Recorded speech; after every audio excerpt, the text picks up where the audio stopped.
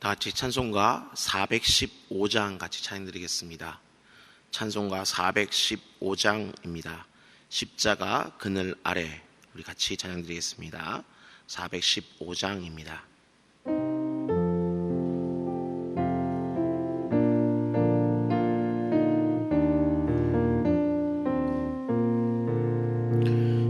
십자가 그늘 아래 나 쉬기 원하네. 저 햇빛이 뜨겁고 또 짐이 무거워. 이 광야 같은 세상에 늘 방황할 때에 주 십자가의 그늘에 내 쉴 곳 찾았네.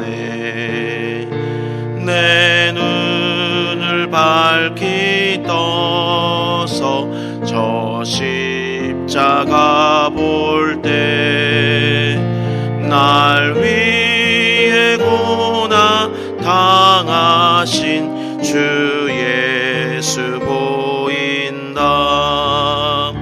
그 형상 볼 때 내 맘에 큰 찔림 받아서 그 사랑 감당 못하여 눈물만 흘리네. 십자가 그늘에서 나 길이 살겠네. 나 사모하는 광채는 주 얼굴뿐이라. 이 세상 나를 버려도 나 두려움 없네. 그 한량 없는 영광은 십자가 뿐이라.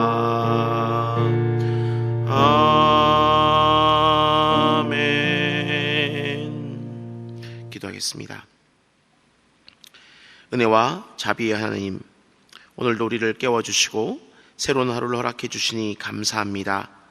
이 하루가 온전히 주님을 위한 시간이 되게 하옵소서. 이를 위해서 먼저 저희가 기도하며 이 하루를 시작하고자 하오니 말씀 가운데 은혜를 주시고 기도 가운데 응답하여 주옵소서. 주님, 요즘 코로나의 확산세가 심합니다. 은혜를 베푸셔서 속히 이 질병이 끝나게 하시고 모든 사람들이 평범한 일상을 회복할 수 있도록 인도해 주옵소서. 백신의 접종도 순조롭게 진행되게 하시고 백신을 맞으신 분들도 아무런 부작용이 없게 해 주시옵소서. 오늘도 대전중앙의 모든 성도들을 축복합니다. 가정마다 평강으로 지켜주시고 영육간에 강건케 하시며 세상의 즐거움이 아닌 주님이 주신 바로 그 기쁨으로 감사하는 하루가 되게 하옵소서. 우리의 모든 기도를 들으시고 선하게 응답하시는 예수님의 이름으로 기도하옵나이다. 아멘. 이 새벽 함께 나눌 말씀은 예레미야서 28장, 예레미야 28장 우리 12절로 17절까지의 말씀입니다. 12절부터 17절까지 말씀을 우리 한 절씩 교독하도록 하겠습니다. 선지자 하나냐가 선지자 예레미야의 목에서 멍에를 꺾어버린 후에 여호와의 말씀이 예레미야에게 임하니라. 이르시기를 너는 가서 하나냐에게 말하여 이르기를 여호와의 말씀에 내가 나무 멍에들을 꺾었으나 그 대신 쇠 멍에들을 만들었느니라. 만군의 여호와 이스라엘 하나님께서 이와 같이 말씀하시니라. 내가 쇠 멍에로 이 모든 나라의 목에 메워 바벨론의 왕 느부갓네살을 섬기게 하였으니 그들이 그를 섬기리라. 내가 들짐승도 그에게 주었느니라 하라. 선지자 예레미야가 선지자 하나냐에게 이르되 하나냐여 들으라. 여호와께서 너를 보내지 아니하셨거늘 내가 이 백성에게 거짓을 믿게 하는도다. 그러므로 여호와께서 이와 같이 말씀하시되 내가 너를 지면에서 제하리니 내가 여호와께 패역한 말을 하였음이라. 네가 김년에 죽으리라 하셨느니라 하더니 선지자 하나냐가 그의 7째 달에 죽었더라. 아멘. 오늘도 기도로 새벽을 깨우시는 모든 분들을 주님의 이름으로 환영하고 축복합니다. 여러분의 그 모든 기도 가운데 하나님의 선하고 복된 응답 넘치시기를 바랍니다. 오늘은 예레미야 28장 우리 12절부터 17절까지 말씀을 중심으로 왜 돌이키지 않았을까? 왜 돌이키지 않았을까라는 제목으로 함께 말씀을 나누겠습니다. 오늘 본문의 사건은 28장 1절의 그 기록처럼 시드기야 왕 통치 4년 5째 달에 있었던 바로 그런 사건입니다. 당시 이 예레미야 선지자는 27장에서부터 시작된 그 멍에를 4년째 메고는 이 바벨론에 항복해야 될 것을 계속해서 예언하고 있는 그런 상태였습니다. 근데 갑자기 기브온 아술의 아들이라고 하는 하나냐라는 선지자가 지금 나타나서는 자신에게 여호와의 말씀이 임하였는데 바벨론 왕의 그 멍에가 꺾여서 이제는 그 모든 포로들이 돌아오고 성전의 기물들이 2년 안에 다 돌아올 것을 예언하게 되었습니다. 지금 2명의 선지자가 있는데 한쪽은 바벨론에 항복해야 된다. 또 다른 쪽은 하나님이 바벨론을 꺾으실 것이다 라고 하는 서로 상반된 그런 이야기를 하고 있습니다. 두 선지자가 하나님께 지금 말씀을 받았다라고 이야기를 하고 있는데 그 말씀들이 지금 서로 충돌을 하고 있다라는 것입니다. 그래서 아마 당시에 그 시드기야 왕이나 유다 백성들은 매우 혼란스러웠을 것입니다. 둘 다 선지자이고 둘 다 하나님의 말씀을 받았다라고 지금 이야기를 하고 있는데 그 내용은 정반대의 이야기를 하고 있기 때문에 누구의 말을 믿어야 할지 잘 몰랐을 것입니다. 그렇다면 이처럼 어떤 예언의 충돌이 있을 때 어떤 예언이 진실인지 우리는 어떻게 알 수가 있을까요? 9절 말씀을 참조하면 좀 도움이 될 것 같은데요. 9절은 이렇게 이야기합니다. 평화를 예언하는 선지자는 그 예언자의 말이 응한 후에야 그가 진실로 여호와께서 보내신 선지자로 인정받게 되리라 하는 바로 그 말씀입니다. 선지자의 그 예언은 응함이 있어야지만 진실되다라고 인정받는다는 겁니다. 근데 이 말씀은 여기가 처음이 아니고요. 신명기 18장 20절에서부터 22절 말씀을 지금 상기시키는 바로 그런 말씀입니다. 그다음 신명기 18장 20절부터 22절은 어떻게 기록을 하고 있을까요? 만일 어떤 선지자가 내가 전하라고 명령하지 아니한 말을 제 마음대로 내 이름으로 전하든지 다른 신들의 이름으로 말하면 그 선지자는 죽임을 당하리라 하셨느니라. 네가 마음에 이르기를 그 말이 여호와께서 이르신 말인지 우리가 어떻게 알리요 하리라. 만일 선지자가 있어 여호와의 이름으로 말한 일에 증언도 없고 성취함도 없으면 이는 여호와께서 말씀하신 것이 아니요 그 선지자가 제 마음대로 한 말이니 너는 그를 두려워하지 말지니라. 바로 이미 신명기에서 말씀을 하셨습니다. 어떤 선지자의 이야기가 있으면은 그 말씀에 대한 어떤 예언의 증언이 있든지 성취가 있어야지만 진정한 하나님의 말씀이지 그렇지 않다라면 여호와의 말씀이 아니라는 겁니다. 그러니까 하나님의 어떤 예언이 있습니다.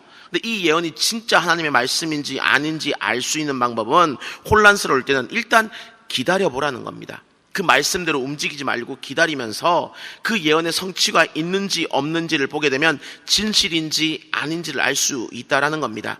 그래서 증거가 있으면 여호와의 말씀이고 바로 어떤 증거가 없으면 여호와의 말씀이 아니다라는 겁니다. 너무나 당연한 말씀을 지금 하고 계시는 것이죠.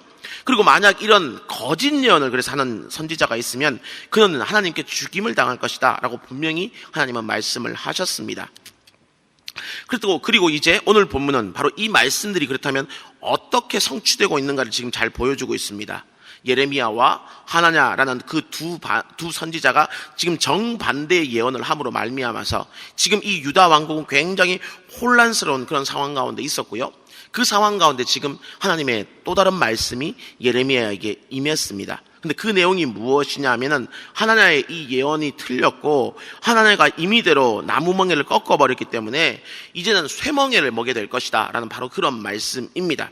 그리고 거기에 더하여서 이 거짓 예언을 한 그 하나는 18장 그 20절의 말씀처럼 하나님께 죽임을 당하게 될 것인데 그것이 그 해 시드기 왕 4년이란 그 해를 넘기지 못할 것이다 라고 지금 이렇게 예언이 되어졌다는 겁니다. 그럼 과연 이 예언들은 어떻게 성취가 되었을까요? 바벨론에 항복하여라, 바벨론이 꺾일 것이다. 이 두 예언은 아직 성취가 되지 않았기 때문에 어느 예언이, 이 당시로 봤을 때는 어느 예언이 맞는 예언인지는 알 수가 없었겠지만, 최소한 이 거짓 예언을 한 선지자는 죽임을 당하리라는 그 예언은 곧바로 성취가 되었습니다. 오늘 본문 17절 말씀이 뭐라고 얘기하고 있습니까? 선지자 하나냐가 그해 7째 달에 죽었더라는 겁니다. 지금 2년 안에 이 모든 포로들이 돌아오게 될 것이고, 예언을 한 이가 돌아올 것이, 그러니까 성전의 기물이 돌아올 것이다 라고 이 예언을 했던 사람이 시드기 왕 통치 5월 달에, 그러니까 5째 달에 얘기했던 사람이 지금 7째 달에 죽었다는 겁니다. 2년 뒤에 일을 얘기했던 사람이 2년은 고사하고 채 2달밖에 살지 못했다고 얘기하는 겁니다. 왜 그렇습니까? 그의 예언이 거짓이었기 때문에 하나님이 그를 치신 겁니다. 16절에 뭐라고 얘기합니까? 하나냐야 들으라, 내가 너를 지면에서 제하리니 네가 여호와께 패역한 말을 하였음이니라. 지금 이렇게 예언하고 있지 않습니까? 그렇다면 이제 누가 참 선지자이고 누가 거짓 선지자인지가 분명히 구별이 되었습니다. 하나냐가 바로 거짓 선지자이고 예레미야가 참 선지자입니다. 왜냐하면 증거가, 그 예언의 성취가 지금 그것을 분명히 보여주고 있지 않습니까? 그렇다면 이제 유다 백성들은 누구의 말을 들어야 되겠습니까? 예레미야 선지자의 말을 들어야 되겠지요. 그런데 놀라운 것은 이 유다 백성들이 예레미야 선지자의 말을 듣지 않았다라는 겁니다. 예언의 성취가 분명히 있었음에도 불구하고 유다 백성들이 이 말을 듣지 않았다는 겁니다.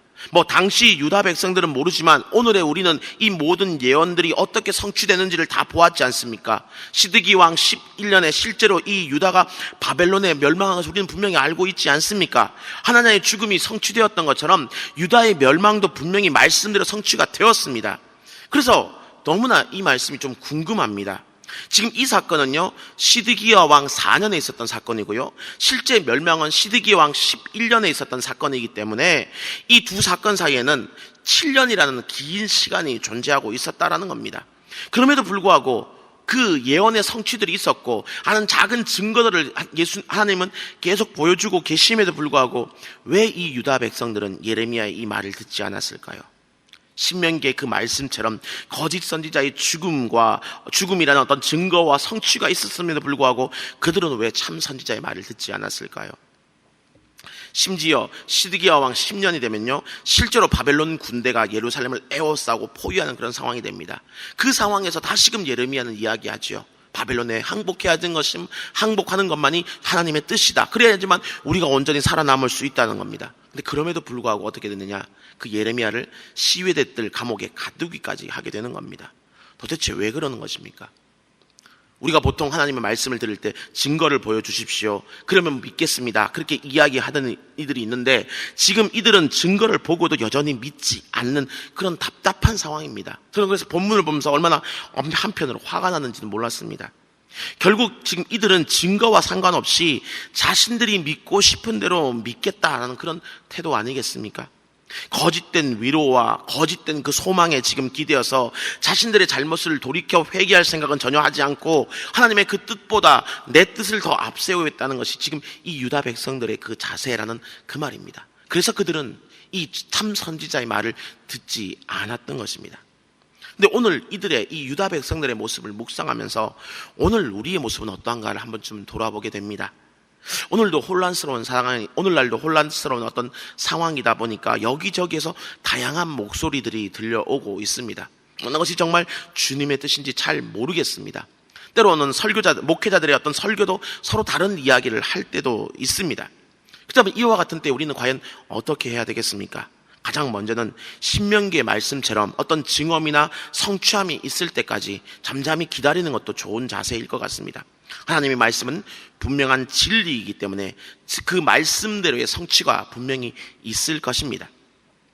그래서 그 말씀대로의 성취가 있다라면 이제는 그 말씀을 들려준 이들의 이야기에 귀를 기울여야 합니다. 성취가 없는 말을 한 이는 두려워할 필요가 없겠지만 증언이 있는 그런 말을 한 이의 말씀은 두려워함으로 들어야 됩니다. 왜요? 그는 하나님의 말씀을 전한 것이기 때문입니다. 그리고 거기에 또 한 가지, 그럼에도 불구하고 이들의 말이 내 마음에 들지 않을 수 있습니다. 하나님의 말씀이라는 것이 항상 내 마음에 달게 들려지는 말씀이 아니기 때문입니다. 때로는 쓰게, 때로는 아프게 들려올 수 있습니다. 본문 이 예레미야의 그 말이 진리임에도 불구하고 유다 백성들이 듣기에는 너무나 거북했던 그런 말씀이었던 것처럼 말입니다. 하지만 우리는 이 본문의 시드기야와 이 유다 백성들을 반면교사 삼을 수 있어야 될 것입니다. 내 마음에 들지 않는 말씀이기 때문에 어쩌면 우리는 더 그 말씀에 귀를 기울일 필요가 있다는 것입니다. 왜냐하면 그 말이 듣기 싫은 이유가 무엇일까요? 그 이유는 나의 잘못을 지적하거나 내 죄를 회개하고 돌이키라는 그런 말씀을 하는 경우가 참 많기 때문입니다. 또한 나 중심이기보다는 하나님 중심이다 보니까 내가 듣기에는 어떤 거북한 말씀이 될 수 있다라는 것입니다.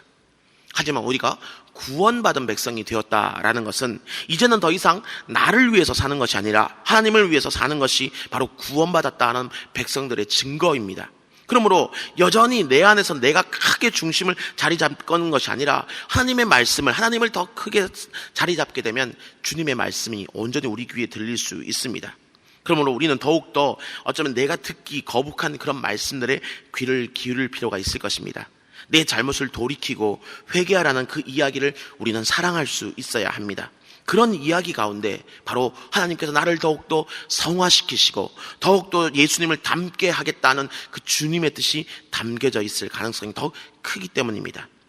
이제 그 모든 말씀을 또 내 마음에 들든 그렇지 않든 하나님의 뜻에 합당한 그 말씀이라면 그 모든 말씀에 순종함으로 말미암아서 그래서 우리는 더 이상 이 유다 백성들의 그 전철을 밟지 않는 저와 여러분 될 수 있기를 주님의 이름으로 축원합니다. 이 시간 말씀을 기억하면서 우리 다음과 같이 한번 기도했으면 좋겠습니다. 하나님, 말씀을 들음에 있어서 분명한 하나님의 뜻을 알 수 있도록 분별의 지혜를 주옵소서. 또 증언과 성취가 있는 그 말씀 가운데는 온전히 순종하게 하옵소서. 때로는 내 뜻과 다른 말씀이 들려올 때에도 하나님의 그 말씀을 분별하여 들으며 그 말씀 가운데 순종할 수 있는 은혜를 다하여 주옵소서. 증거를 보고도 따르지 않았던 그 유다 백성들의 어리석음이 우리에게서는 멀어질 수 있도록 주님 도와주시옵소서. 오늘의 말씀을 기억하면서 이와 같은 기도 제목을 두고 주님의 이름 한번 부르고 기도하겠습니다.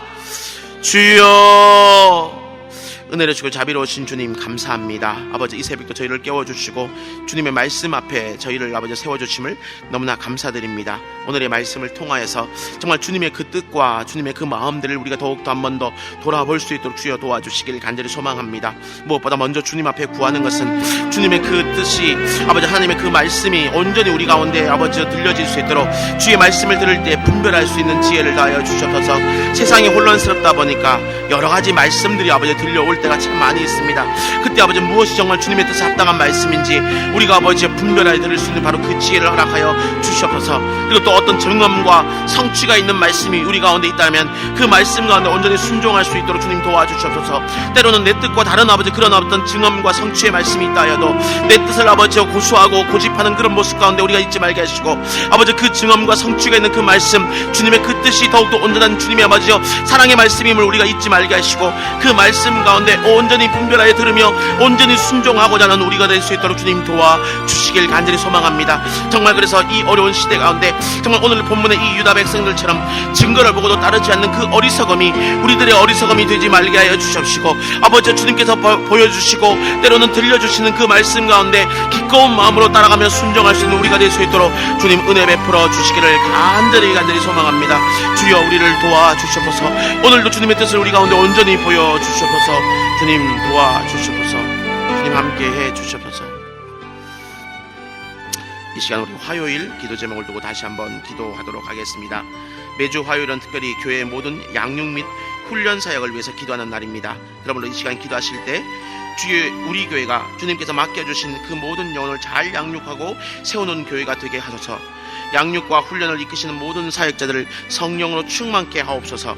모든 성도들이 예수 그리스도의 장성한 분량까지 계속하여 성정에 갈 수 있도록 은혜 베풀어 주옵소서라고 기도해 주시길 바랍니다. 그리고 계속해서 담임 목사님을 위해서 기도해 주시고 함께 동력하시는 모든 장로님들과 우리 교육자들이 사랑으로 하나 되어서 온 교회가 성령으로 충만함 가운데 부흥의 역사를 이루게 해달라라고 같이 한번 기도했으면 좋겠습니다. 이 시간 기도하시기 전에 먼저 저를 따라해 주시길 바랍니다. 주여 생기를 부어 주옵소서. 주여 생기를 부어 주옵소서. 우리 이 시간 주님의 이름 간절히 한번 부르고 기도하겠습니다. 주여, 은혜를 주고 자비로우신 주님 감사합니다. 이 시간 특별히 또한 우리 화요일에 기도 제목을 두고 같이 마음을 모아 기도하기를 원하오니 우리 교회 모든 양육과 훈련 사역들 위해 하나님께서 은혜를 베풀어 주시길 간절히 소망합니다. 정말